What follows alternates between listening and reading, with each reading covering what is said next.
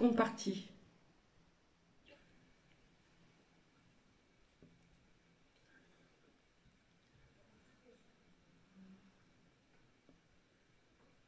Ce sont des robots. On ne leur a pas demandé de penser. Ils ne sont même pas évolutifs. Ce n'est pas l'IA que vous avez en face de vous. Ça ne va pas vous donner une réponse en fonction de la question. La réponse, elle est déjà préécrite. Donc, quelle que soit la question, la réponse, c'est toujours la même. Alors forcément, ça t'énerve. Ouais. Toi qui as du bon sens, ça t'énerve. Eh bien, comprends bien que ça va t'énerver encore plus. Parce que ça va tourner jusqu'au bout, cette affaire. Alors, en effet, il faut attaquer la pyramide par le bas. C'est pas avec eux qu'il faut causer. C'est avec ceux du bas. C'est avec ceux qui font ce pays. Ceux qui font cette nation. Ceux qui font l'Europe. Ceux qui font le monde. C'est avec les peuples. Les gens du peuple. Ils dirigent leur petit monde. Ils ne dirigent pas le nôtre en réalité. Ils préparent le leur, comme ils le voient, comme ils le veulent. Et nous n'en faisons pas partie. Alors organisons le nôtre. La grosse pyramide qui est en bas, c'est la nôtre. Consolidons les fondations à notre manière. Ils nous ont niqué l'hôpital. Ben et alors, qu'à cela ne tienne. Regardez tous ces Mengele. Hein? Vous voulez réellement aller vous faire soigner par des gens qui ont assez peu de bon sens?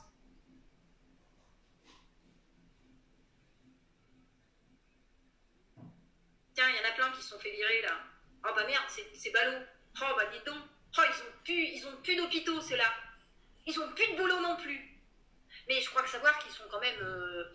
ils ont quand même des diplômes, que je sache. Hein? Eh ben ils ont qu'à appeler ça autrement. Merde, ça s'appelle plus docteur. Coaching de vie. Oh, c'est très à la mode. C'est très à la mode. Philosophe de la bonne santé. Tu mets ça sur ta plaque.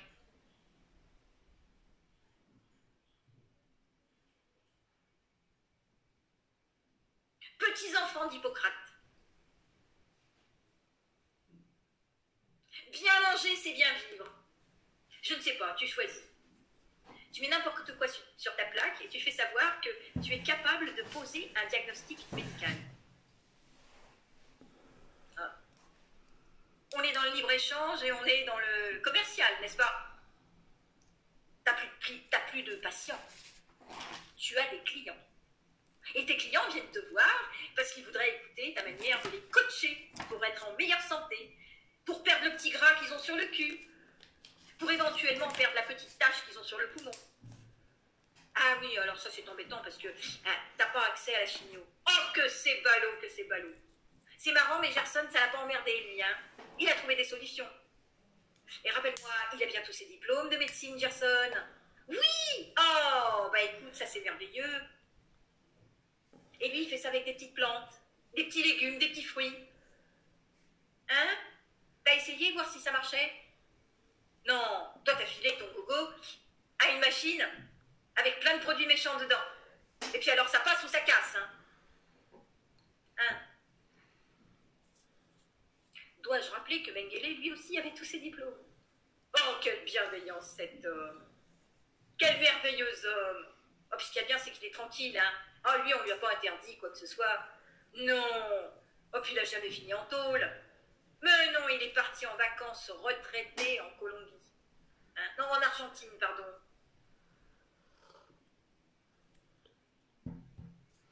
Et vous, vous êtes là à pleurer parce que vous ne pouvez plus bosser dans le camp des pourris. Et vous seriez pas un peu neuneux des fois, les gars? Hein? Un peu maso, peut-être.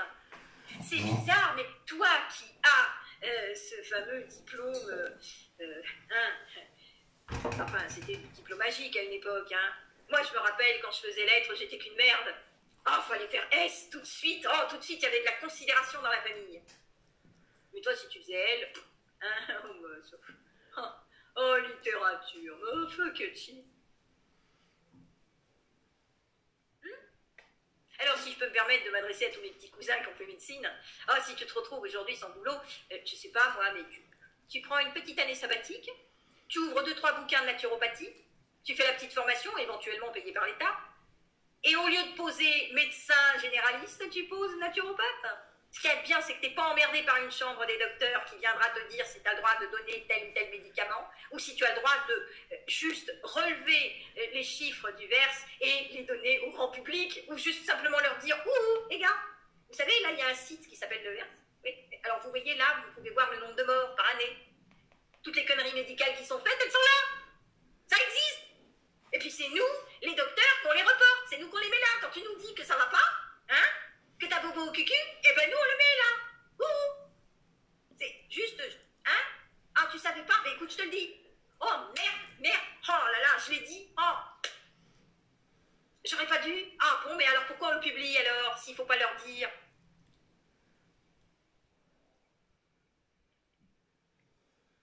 Hein? Hein, la chambre des docteurs, là? Bande de salopards. À quoi vous servez? Pourtant, en principe, même le plus grand des imbéciles arrive à le trouver, le site. Il y a juste eu un gars qui a osé dire, hein, le nom du site, point machin. C'est par là, les gars, regardez. C'est pas lui qui l'a inventé, le chiffre. C'est tout ce qui s'appelle docteur, qui a fait consciencieusement son travail. Ah oui, j'oubliais, inversion des valeurs. Maintenant, il faut être un Mengele pour être un docteur. Bah oui, c'est vrai. Oh, j'avais oublié. Oh, quelle est bête. Hein?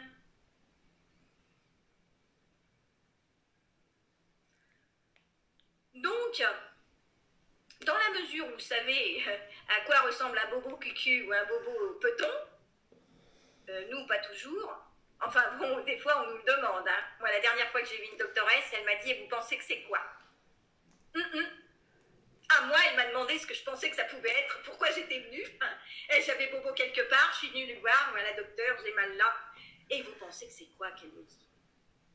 Je dois dire que là, elle m'a foutu sur le cul quand même. Hein. Ah oui. Là, je me suis dit, attends voir. Toi, t'as pas fait toutes ces années d'études, mais manifestement, t'es venu chercher de l'aide, c'est pas là que tu vas en trouver. Donc, dans la mesure où vous êtes capable de poser un diagnostic, vous pourriez peut-être vous plonger un petit peu dans les bouquins de naturopathie pour savoir quelle petite molécule. Non, parce que vous la donnez, elle est chimique, hein. Elle est fabriquée en usine, votre petite molécule. Mais elle existe dans la nature. Ah bah oui, ils ont pas tout inventé non plus.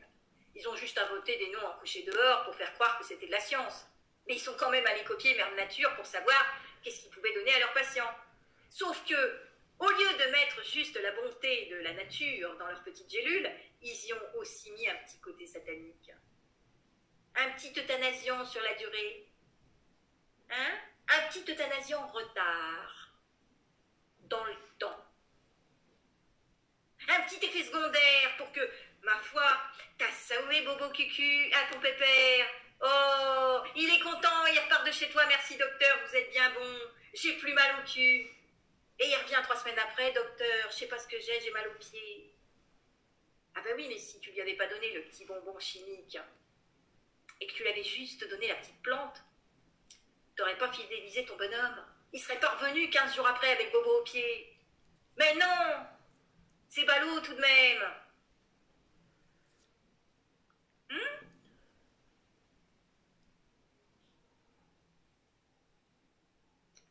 C'est quelqu'un qui souffre de fluorose qui t'en parle. Tu sais ce que c'est que la fluorose? C'est quand même surprenant que pour nettoyer des dents 3 fois par jour en ce qui me concernait, on me disait que c'était bien de mettre du fluor. Et moi, comme une gourdasse, je croyais les blouses blanches. Il me dit, il faut mettre du fluor. Et non contente de laver mes dents 3 fois par jour avec un beau petit truc Lick Pharma avec plein de fluor dedans, je croyais que c'était aussi bon de rincer ma bouche avec un produit avec du fluor. Mais oui. Oh, bah qui peut le plus peut le mieux. Et puis coup de pas de bol, j'ai un pet au casque. Oh, c'est ballot, hein. Oui, je sais. Mais enfin bon, c'est comme ça. Trop de chagrin un jour, j'ai pas pu dealer, j'ai un pet au casque. Et là, le pet au casque, on le gère avec des médocs. Ouais, des petites chimiques. Va savoir pourquoi on y colle du fluor dedans, j'ai pas encore compris. Parce que franchement, je ne pense pas que ça aide à aller mieux, à être plus gai ou plus triste si tu mets du fluor ou si t'en mets pas. Et ben pourtant, dans les deux médocs, il y avait du fluor. Écoute, pas de bol, voilà Tipoc, j'atterris dans une ville au Maroc où on a décidé de nettoyer la flotte avec du fluor. Ça en fait beaucoup de fluor pour une petite bonne femme comme moi, hein. Il y a 8 ans, j'avais encore toutes mes dents. Elles se sont mises à fondre comme beurre au soleil. On peut même pas y coller une facette, c'est même pas la peine. Écoute, pas de bol, bah figure-toi que comme j'ai aussi une petite maladie auto-immune, je ne supporte pas de métal. Non. Si c'est pas de l'or et de l'argent, c'est pas possible. Colle-moi des petits clous dans la bouche et j'ai un herpès géant. Donc je ne suis pas appareillable. Alors tu vois, le charlatanisme, je connais. J'ai bien compris où il se trouve. Et il porte une jolie blouse blanche. Et c'est un professionnel qui, quand tu arrives, te demande ta carte vitale. Et qui ne s'inquiète pas de savoir pourquoi tes dents cassent. Et qui continue à te donner un prochain rendez-vous dans 6 mois. On te colle un petit pansement, un petit coup de cavite, on sait qu'on va mettre ta dent sous pression, mais on vous revoit dans 6 mois. Et qui, quand tu arrives avec une tumeur où ta joue a doublé de volume et que tu viens juste demander une petite ordonnance pour qu'on te donne un calmant, ah ben non, on se voit dans 6 mois. Et vous voulez qu'on ait encore confiance en vous, les mecs? Sans déconner.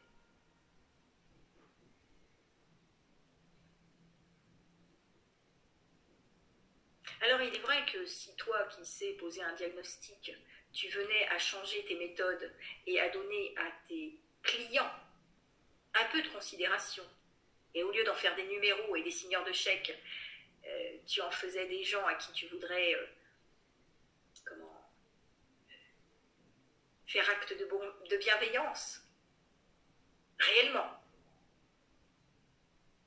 vraiment soigner ton patient, voire même, comment dirais-je, avec bonheur le guérir. Et là tu pourrais tant penser à lui donner la petite pilule où il n'y a pas le petit côté satanique dedans. Oui, celle qui fidélise pas le client, mais il sera content, malgré tout. Docteur, j'ai plus mal au cul, mais j'ai plus mal aux pieds non plus. Oh, ça c'est formidable. Vous voulez pas que je vous amène un poulet? Oh, ma femme fait très bien les tartes à la pomme. C'était comme ça dans le temps. Quand ma grand-mère était sur son lit de mort, condamnée, qu'elle était en train de se liquéfier à cause d'un cancer, notre docteur de famille venait tous les soirs perdre 1 heure, juste pour parler.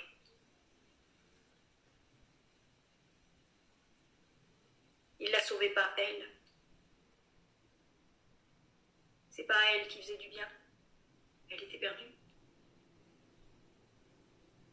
C'était à nous. Nous, sa famille.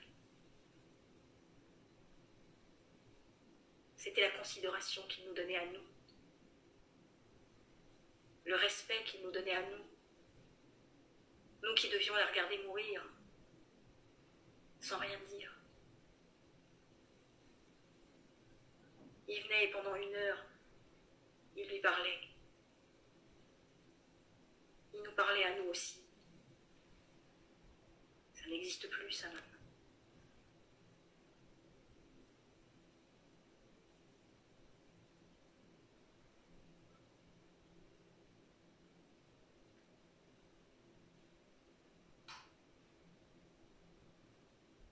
Ce gouvernement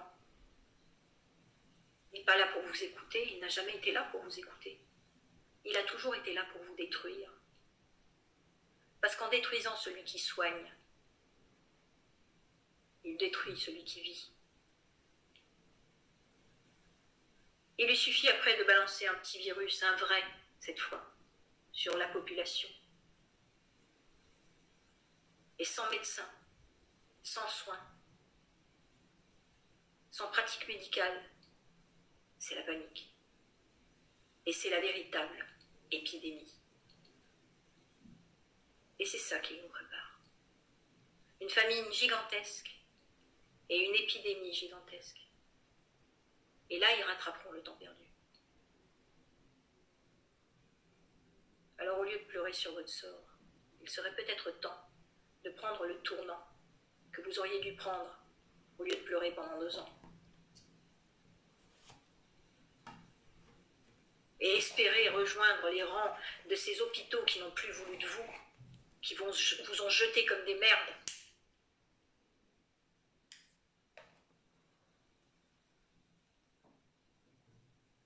Vous devriez peut-être y penser quand même. Et retrouver le mot patientèle dans votre vocabulaire. Ce mot que depuis ces quelques dernières années, vous avez allègrement transformé en clientèle. Nous ne sommes pas les users dont les Américains parlent depuis 1885. Nous sommes des êtres souverains, pensants, humains. Nous avons une âme, un corps, un cœur.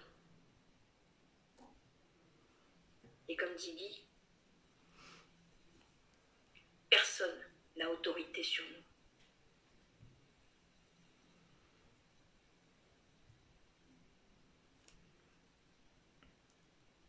Et quand la peur disparaît, alors le petit gars en haut dans sa pyramide, c'est lui qui commence à trembler.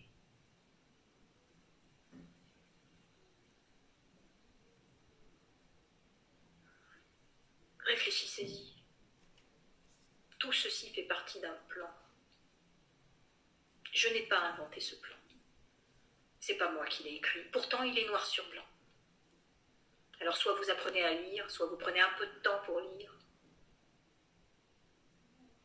Mais si vous n'êtes pas un abruti crétin, alors ne venez pas m'insulter sous cette vidéo. Mais allez voir si j'ai vraiment dit vrai. Par vous-même. Allez le lire, le bouquin. Et après, on en cause.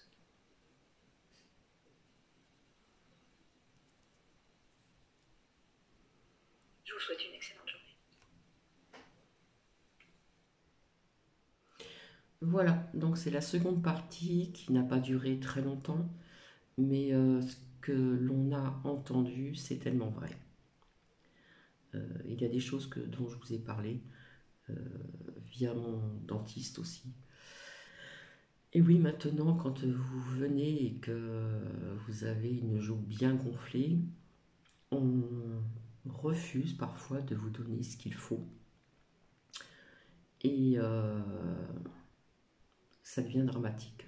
Vraiment, vraiment.